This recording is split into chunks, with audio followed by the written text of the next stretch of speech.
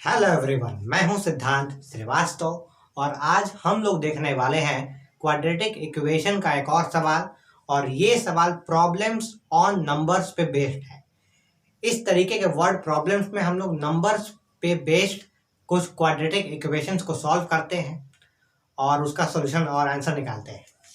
ये सवाल सीबीएसई 2014 का है, सीबीएसई 2014 का है और ये सवाल काफ़ी अच्छा सवाल है। और इस सवाल को देखने के बाद आपका एक कॉन्सेप्ट बिल्ड होगा और इस सवाल को कराने के पहले आपको कुछ कॉन्सेप्ट बताना भी होगा मुझे।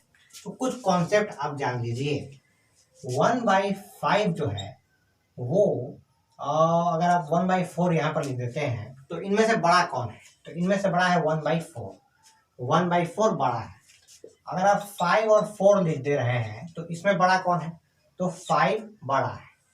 यानी इससे आपको ये पता चल रहा है कि अगर एक नंबर है और वो किसी दूसरे नंबर से बड़ा है, यानी कि 5 4 से बड़ा है, तो अगर उसका रेसिप्रोकल हो जाए, रेसिप्रोकल क्या होता है? 1/, लगाकर मान लीजिए कोई नंबर x है तो उसका रेसिप्रोकल होता है 1/x।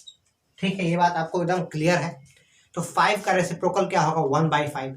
तो कहने का मतलब ये है कि अगर कंपैरेटिवली एक नंबर दूसरे नंबर से बड़ा है तो जब उसका रेसिप्रोकल कर दिया जाए, दोनों ही नंबर्स का रेसिप्रोकल कर दिया जाएगा, तो जो छोटा नंबर है जो कि नीचे होगा, डिनोमिनेटर में होगा, वो बड़ा हो जाता है। ठीक है, क्योंकि 1/5 जो है वो 0.2 होगा और 1/4 जो है वो 0.25 होगा। 0.20 0.25। ठीक है, तो ये बड़ा है यहाँ पर। लेकिन अगर ये ऊपर है, 4 ऊपर है, तो ये छोटा हो जाता है। लेकिन जैसे ही 1/4 हो गया तो ये 1/5 से बड़ा हो गया। यानी कि डिनोमिनेटर अगर आपका बड़ा है तो नंबर छोटा हो जाता है, और अगर डिनोमिनेटर छोटा है तो नंबर बड़ा हो जाता है। इस बात को आप समझ गए, क्योंकि 1/4 1/5 से बड़ा है लेकिन 5 4 से बड़ा है। इस बात को आप क्लियरली समझ गए। ठीक है, इस बात को आप समझ गए कि अगर डिनोमिनेटर छोटा है कंपैरेटिवली तो वो नंबर बड़ा है, वो क्वांटिटी बड़ी है। ये बात क्लियर है आपको? एकदम क्लियर है। तो अब हम सवालों को सॉल्व करते हैं। तो हम देखते हैं क्वाड्रेटिक इक्वेशन के वर्ड प्रॉब्लम में जो जो सिचुएशन दिया रहता है उसके हिसाब से हम लोग लिखते हैं, कुछ चीज़ों को मानते हैं और उसके बाद एक और स्टेटमेंट पे हम लोग उसको सॉल्व करते हैं और क्वाड्रेटिक इक्वेशन बनाने का प्रयास करते हैं। ठीक है, तो चलिए हम यहाँ पर देखते हैं। लिखा हुआ है the difference of two natural numbers is 5। The difference of two natural numbers is 5 and the difference of the reciprocals is 1/10। यानी कि दो नेचुरल नंबर्स हैं और उनके बीच में जो डिफरेंस है वो 5 का है। वो 5 का है। मान लीजिए एक नंबर 10 है और दूसरा नंबर 5 है, या फिर एक नंबर 12 है तो दूसरा नंबर 7 है, और उनका जब रेसिप्रोकल कर दिया जाए और उनका डिफरेंस निकाला जाए तो 1/10 आता है। 1/10 आता है। क्या ये बात एकदम क्लियर है? जब उनका रेसिप्रोकल कर दिया जाए, मान लीजिए 7 और 12 की ही आप बात कर रहे थे, तो इनका जब रेसिप्रोकल कर दिया जाए और इनका डिफरेंस निकाला जाए तो आपको जो आंसर मिलेगा वो होगा 1/10। कहने का मतलब यही है। ठीक है, तो सवाल में आपसे ये पूछा गया है कि फाइंड द नंबर्स। आपको नंबर्स फाइंड करते हैं। ये दोनों नंबर कौन से हैं जो इन दोनों सिचुएशंस को सेटिस्फाई करते हैं? ठीक है, इन दोनों सिचुएशन को सेटिस्फाई करते हैं, उनको हमें खोजना है। तो चलिए हम इसको सॉल्व करने का प्रयास कर लेते हैं। तो लेट द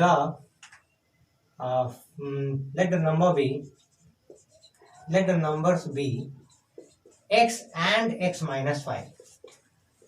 x तक तो ठीक था, x - 5 क्यों? देखिए, एक नंबर होगा आपका x और दूसरा नंबर होगा आपका x - 5। मान लीजिए एक नंबर 15 है तो दूसरा नंबर होगा 10, क्योंकि 5 का ही डिफरेंस है। ये बात आपको क्लियर है? ठीक है, तो इसलिए -5। मान लीजिए कि एक नंबर 15 है और एक नंबर 10 है, तो 10 क्या है एक्चुअली? तो 15 - 5। अब आप 15 को x से रिप्लेस कर दीजिए तो x, ठीक है, और 15 - 5 यानी कि x - 5। तो यही है डिफरेंस, इन दोनों में 5 का है। तो आप एक नंबर को x मान सकते हैं और दूसरे नंबर को x - 5 मान सकते हैं। तो x का वैल्यू अगर आपको मिल जाए तो आप एक नंबर बता देंगे और दूसरा नंबर जो है वो x माइनस 5 कर देंगे। मान लीजिए 15 आ रहा है आंसर, x का जो वैल्यू है 15 आ रहा है, तो x माइनस 5 10 हो जाएगा। तो दोनों जो आपके नंबर्स निकलेंगे वो होंगे 15 और 10। तो इस तरीके से आप समझ सकते हैं। इसके बाद कहा गया है the difference of the reciprocals is 1/10, और उन दोनों ही नंबर्स के जब डिफरेंस होता है तो उनके रेसिप्रोकल्स का जब डिफरेंस होता है तो 1/10 आता है। ठीक है। अच्छा, एक बात आप ध्यान देंगे, x जो है वो x माइनस 5 से बड़ा है, बिल्कुल बड़ा है, लेकिन बट 1/x जो है और 1/x माइनस 5 जो है, इसमें ये इससे बड़ा है, यानी कि 1/x माइनस 5 1/x से बड़ा है, क्योंकि ये नंबर छोटा है कंपैरेटिवली, और जब वन रेसिप्रोकल में आ गया तो ये इस नंबर से बड़ा हो गया कंपैरेटिवली, क्योंकि ये छोटा नंबर है नीचे और ये बड़ा नंबर है नीचे। डिनोमिनेटर अगर बड़ा है तो नंबर छोटा होगा, और डिनोमिनेटर अगर छोटा है तो नंबर कंपैरेटिवली बड़ा होगा। इस बात को आप समझ रहे हैं? ठीक है। अच्छा, ये बताइए कि यहाँ पर आया है पॉजिटिव वैल्यू, पॉजिटिव वैल्यू आया है 1/10। 5 माइनस 3 इज इक्वल टू 2 आता है, लेकिन 3 minus 5 is equal to minus 2 आता है। इससे आपको ये सीखने को मिलता है कि अगर पहले जो नंबर है वो अगर पॉजिटिव है, बड़ा है, सॉरी बड़ा है, यानी कि 5 पहला नंबर है तो यहाँ पर ये बड़ा है 3 से, तो पॉजिटिव वैल्यू निकल के आई है, यानी कि 2। लेकिन अगर जैसे ही पहला नंबर जो है वो छोटा हो जाए, 3 माइनस 5 कर दिया हमने, तो ये नेगेटिव वैल्यू आ गया। यानी कि पहले प्लेस में आपके पास एक बड़ा वैल्यू वाला नंबर होना चाहिए। तो बड़ा वैल्यू किसका है? 1/x माइनस 5 का है, यानी कि आपको 1/x माइनस 5 को पहले लिखना होगा। यहां पर आप लिख लीजिए then according to the question, then according to the question 1/x minus 5, इसको आप पहले लिखेंगे क्योंकि क्वांटिटी बड़ा है, और आपका रिजल्ट जो है वो पॉजिटिव आ रहा है।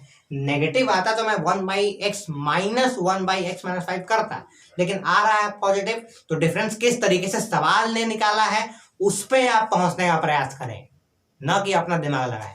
क्योंकि यहाँ पर सवाल में पॉजिटिव वैल्यू आ रहा है तो आपको पॉजिटिव वैल्यू लाना है, इसलिए जो नंबर बड़ा होगा, जो क्वांटिटी बड़ी होगी, उसको आपको पहले लिखना होगा। तो इस सवाल आपसे ये कहना चाहता है कि 1/x minus 5 minus 1/x is equal to 1/10। क्या ये बात आपको एकदम क्लियर है?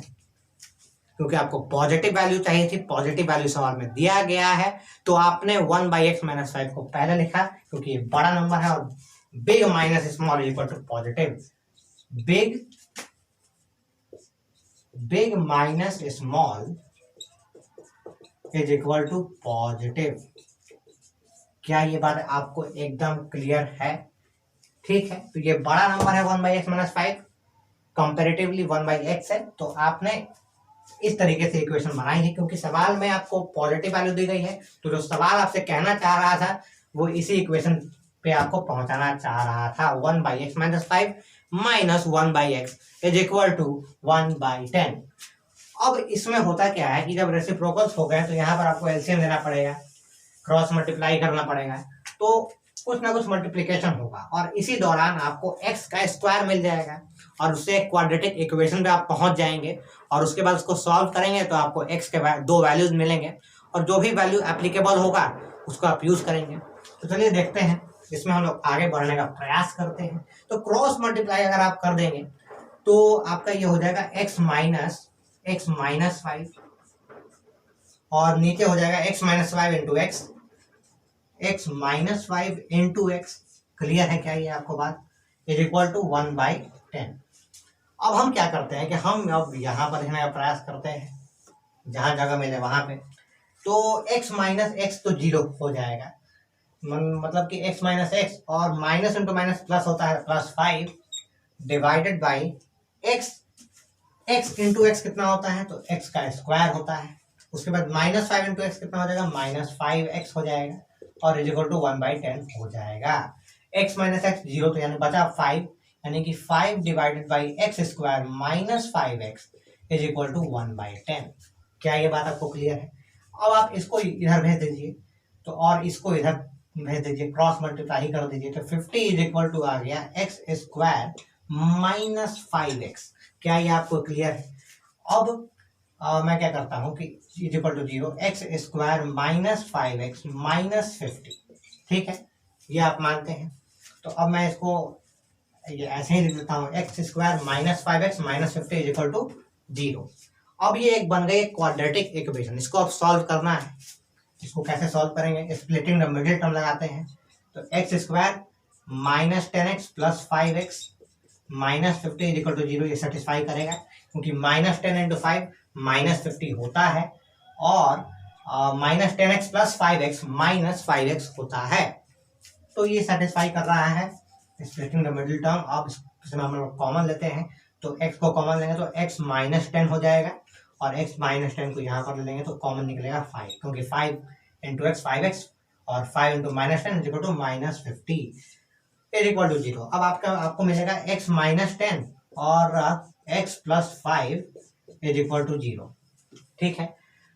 अब हम देखते हैं कि x इज इक्वल टू 10 आ गया और x is equal to minus 5 आ गया, यानी कि दोनों जो वैल्यूज हैं 10 और माइनस 5 इस इक्वेशन को सेटिस्फाई करेगी, इस इक्वेशन को सेटिस्फाई करेगी, लेकिन इस वर्ड प्रॉब्लम को सेटिस्फाई नहीं कर पाएगी x is equal to minus 5। क्यों नहीं कर पाएगी? क्या परेशानी आ गई? तो परेशानी ये है कि सवाल में साफ साफ चीख के बोला गया है the difference of two natural numbers is 5, यानी दो नेचुरल नंबर्स की बात हो रही है। तो एक नेचुरल नंबर जो आपका x होने वाला है वो माइनस 5 कैसे हो सकता है? नहीं हो सकता, नेचुरल नंबर माइनस 5 होता ही नहीं है। तो x is equal to minus 5 applicable नहीं है, आप इसको निगलेक्ट कर देंगे। x is equal to minus 5 को आप निगलेक्ट कर देंगे क्योंकि ये एप्लीकेबल यहाँ पर नहीं है। जो एप्लीकेबल है आप उसको मानिए। तो आपके पास एप्लीकेबल क्या है? तो x इज इक्वल टू 10 आपके लिए एप्लीकेबल है, यानी कि आपके जो दो वैल्यूज निकल कर आएंगे। अब मैं यहाँ पर लिख देता हूँ, यहाँ पर बस आपको लास्ट स्टेटमेंट्स देने हैं। तो एक वैल्यू तो 10 निकल के आ गया, यानी कि एक नंबर तो 10 है, x इज इक्वल टू 10, और एक है x माइनस 5, इसका मतलब होगा 10 minus 5 is equal to 5। Then the two natural numbers are 10 and 5, ठीक है, 10 and 5। क्या ये बात आपको एकदम क्लियर है? क्यों 5 हुआ? क्योंकि दो नंबर्स है x और x माइनस 5, x का वैल्यू निकला 10, तो x माइनस 5 दूसरा नंबर था, हमने माना था, तो वो हो जाएगा 10 माइनस 5 यानी कि 5। तो ये आपको एकदम क्लियर होगा किस तरीके से इस सवाल को हमने सॉल्व किया। दो नंबर्स को हमने मान लिया x और x माइनस 5, क्योंकि उनके बीच में जो डिफरेंस बताया गया है वो 5 का है। उसके बाद हमने देखा कि x इससे बड़ा है, ये इससे छोटा बड़ा है, और उसके बाद हमने इक्वेशन बनाई जो कि इस सवाल में मतलब पूछा गया था। पॉजिटिव वैल्यू आ रही है तो आपको बड़ा माइनस छोटा करना होगा, और आपसे सवाल ये कहना चाह रहा था ना कि 1/x माइनस 1/x माइनस 5, ये कॉमन मिस्टेक है। और अगर आप इस तरीके का सवाल कर चुके हैं तो आपसे मिस्टेक नहीं होगी। उसके बाद हमने इसको सॉल्व किया, इस इक्वेशन को। हमें दो सॉल्यूशंस मिले इस इक्वेशन का, और ये सॉल्यूशन सही है। x is equal to minus 5 इसको सेटिस्फाई करेगा, लेकिन इस वर्ड प्रॉब्लम को सेटिस्फाई नहीं करेगा। ये बात आपको क्लियर है? तो हमें आंसर निकल के आ गया हमारा 10 और 5। एक नंबर है 10 और दूसरा नंबर है 5। तो यही था इस वीडियो में। अगर आपको किसी भी सब्जेक्ट में कोई भी परेशानी हो रही है तो आप कमेंट बॉक्स में बता सकते हैं, और कोई भी वीडियो की डिमांड हो तो आप बता सकते हैं, मैं उस पर वीडियो बनाने का प्रयास करूंगा। क्योंकि आपका एग्जाम आने वाला है और आपको ज़रूरत होगी कुछ अलग तरीके के वीडियोस की, तो आपको जिस तरीके की वीडियो की डिमांड है आप बता सकते हैं मुझे। बाकी मुझे उम्मीद है कि आपको ये पूरी तरीके से समझ आ गया होगा। CBSE 2014 का सवाल है, उम्मीद है कि इसी तरीके का सवाल CBSE 2023 में भी आ जाए, तो आप उसमें अच्छे तरीके से मार्क्स स्कोर कर दें। तो यही था आज के वीडियो में। तो चलिए चलते हैं फिर। Thank you for watching this video. Good bye and take care.